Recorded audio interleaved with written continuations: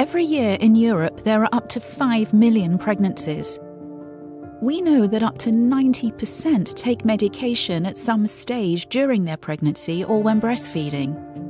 But 1 in 3 choose to discontinue their treatment with potentially serious consequences to their health, whilst a quarter experience anxiety due to a lack of information about their use. Here's Kelly to share her story.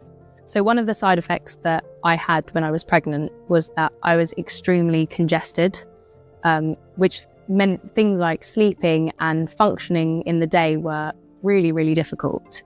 So I have a normal remedy that I go to, which is Sudafed, and I'd read through the leaflet of that to see whether or not I could take that as a pregnant person, and it said not to.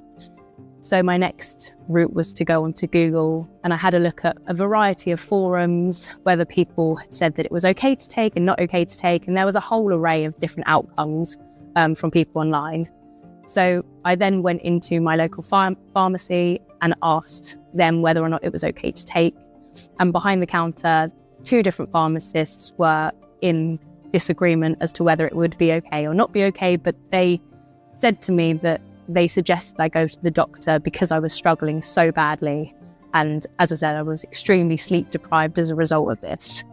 So after a little while, I went and saw my doctor, and he looked at the list of pros and cons to see whether the risk would outweigh benefit of taking it.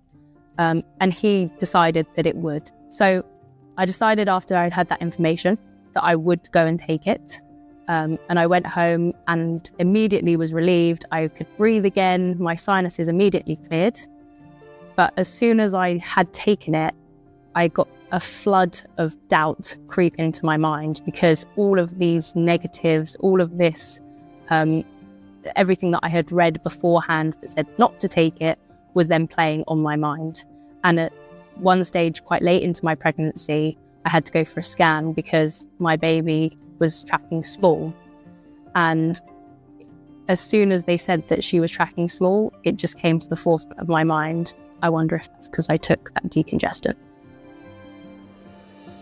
Research tells us that 71% of available medicines include no information on use when pregnant. 83% include no information on their use when breastfeeding.